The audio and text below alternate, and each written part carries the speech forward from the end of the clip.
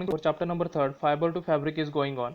In that, we learn about which animals provide wool and silk, and how the animals are reared in the farm to getting wool and silk, and the steps involved to processing fibers into wool. The which steps are there? 6 steps are there, which involves the processing of fibers into wool. Now, our next point is silk. Silk fiber. Next point is silk fiber. Silk fibers are also animal fibers.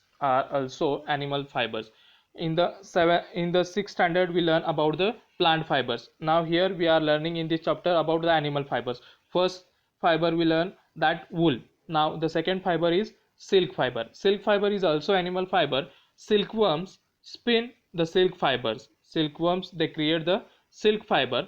The rearing of silkworm for obtaining silk. The rearing of silkworm for obtaining silk is called sericulture. Important definition. Afterwards you write in your notebook sericulture definition. The rearing of silkworms for obtaining silk is called sericulture. Find out from your mother and grandmother the kind of silk sarees they have, and list the kinds of silk. There are variety of silk sarees are there, but kind of silk means kind of silk fiber, which silk fiber they are using. Here there are many more silk fibers are there. From that I found 3-4 names. Mulberry silk, first one is a mulberry silk, second eri silk, tasar silk, and muga silks. These are the types of silks, and from that the different variety of sarees depend upon the city name. The silk name was given, the saree name was given on the city name also. Now the next, before we discuss the process of obtaining silk, now at the wool section we learn about the how we obtain the wool. Now here, before we discuss the processing of obtaining silk, it is necessary to know the interesting life history of silk moth. We have to know about the interesting history. It is an interesting history of the silk moth, life history. Now we will see the life history of silk moth. Here the life history of silk moth. The female silk moth lay eggs. We are aware about that. The female, they are laying the eggs. The female silk moth, they lay eggs from which hatch larvae, which are called caterpillars or silkworms.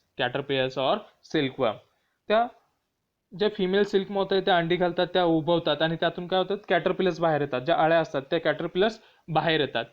They grow in size, and when the caterpillar is ready to enter in the next stage of its life history called pupa.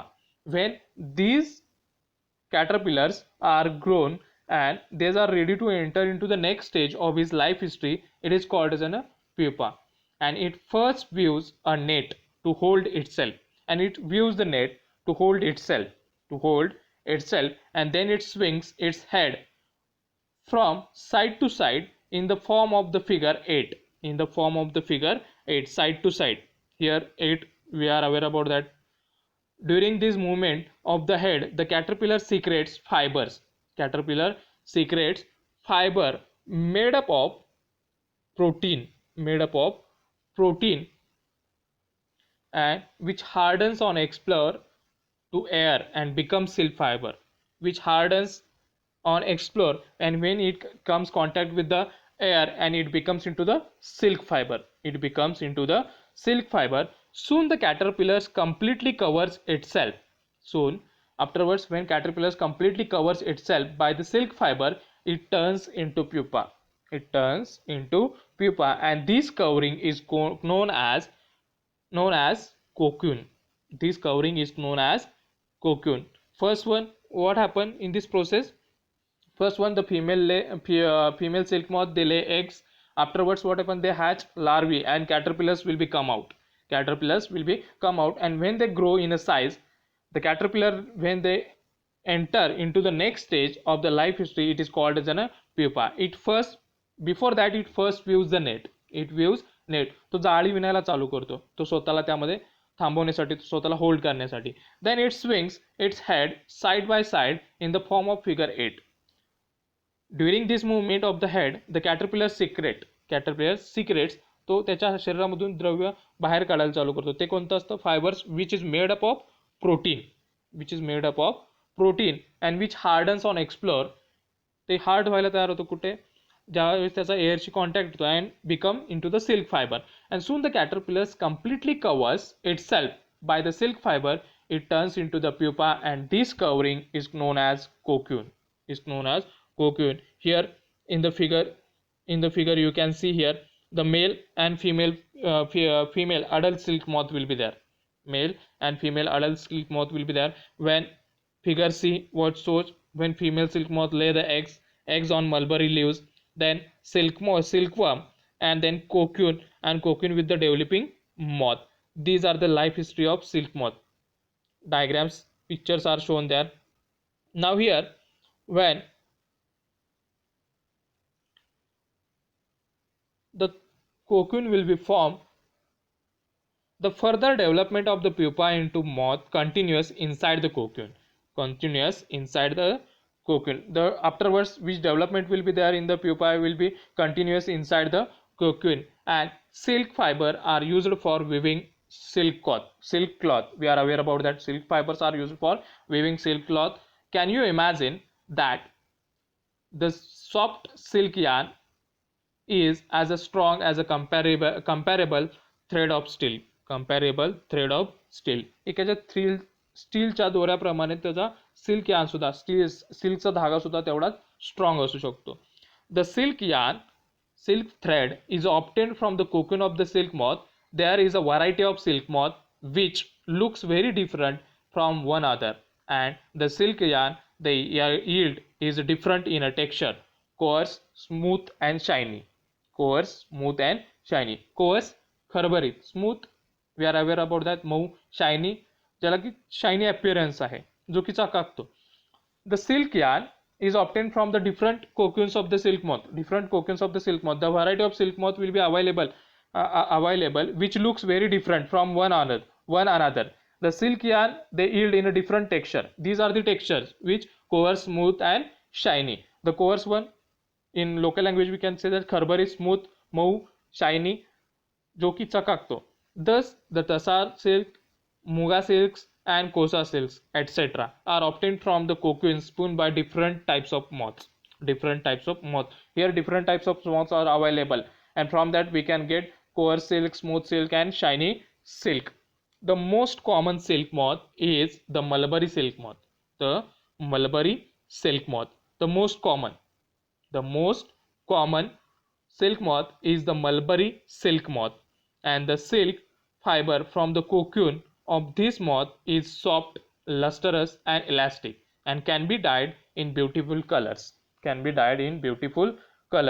The maybe in exam one question will be asked: write short note on common silk moth. Here the answer will be there. The most common silk moth is the mulberry silk moth. Why it is called as mulberry silk moth and how it is useful?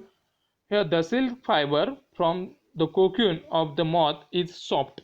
It is very soft. It is lustrous. It has a shiny appearance and it has an elastic texture and can be dyed into the various beautiful colors. The sericulture or culture of silkworm is a very old occupation in India. Sericulture or culture of silkworms is very old occupation in India. India produces plenty of silk on a commercial scale. In India, sericulture or culture of silkworm is very old occupation in India, and India produces plenty of silk on the commercial scale. Now here one activity was mentioned here: collect a piece of silk cloth. Pieces of silk cloth of various types and paste them in your scrapbook. You can find them in a tailor's shop among the heap of waste cut pieces. This activity is there, and take the help of your mother, aunt or teacher and identify the types of silk such as mulberry silk, Tassar silk, Eri silk and Muga silks. On the texture only, which is coarse one, which is a smooth one and which is a shiny appearance, which has a shiny appearance. From that we can separate this cloth. Now here there are the types of silk such as the mulberry silk, tassar silks, iris silks and moga silks, etc. And compare the texture of these silks with that of the artificial silk pieces. Now artificial silk pieces are also available in the market. We will compare this with the natural silk. We will compare with this natural silk, and which contains synthetic fiber. Which are the artificial, those are contain the synthetic fiber. And try and collect the pictures of different moths whose caterpillars provide the various types of silk. From the net we can get this all the pictures whose the different moths of caterpillars provide the different types of silk. Another one activity was mentioned there, activity 3.6. Activity 3.6, and we will take this activity when school will be start. Here we will take shortly. Take an artificial, which is called as a synthetic silk thread, and pure silk thread. We have to take two silk thread. One is artificial and one is a pure silk thread. Burn these threads carefully. You have to burn these threads carefully. And did you notice any difference in the smell while burning? When I tell you which type of difference will be there. When natural silk burn, it smell like a burning of hair. It smell like burning of hair. And when artificial silk in burn in the smell like paper is burning, or it gives the chemical smell. It gives the chemical smell. It is the difference between both of them. When artificial silk burns, it smell like, it gives the chemical smell, but when pure silk burns, that time it gives the burning of hair. It's just like a burning of hair. And now next one, now burn a woolen fiber. Now we have to burn the woolen fiber carefully. Did it smell like burning of artificial silk or that or pure silk? Now in the first one, what we have to burn pure silk and artificial silk, but in the next point they mentioned we have to burn woolen fiber. We have to burn woolen fiber. And afterwards one question is that did it smell like burning of the artificial silk or pure silk? When woolen, it is a different from silk, but when it burns, that time it smells like an artificial silk or pure silk. And can you explain and why? Now I will tell you the answer. The fabric which burns, giving the smell of burning like a paper, will be artificial silk. Just like silk, wool is also made up of protein, because it is animal fiber. It is made up of protein, and so a piece of woolen fabric also burns, and giving the smell of burning hair. That's why we can say that woolen fiber, it also burns like a pure silk. Here woolen fiber also made up of protein, and that's why when it burns, it gives smell like an burning hair. And that's why we can say that the woolen fiber, it burns like a pure silk. To remember what the cocoon stage is reached in the life history of the silk moth, try the following activity.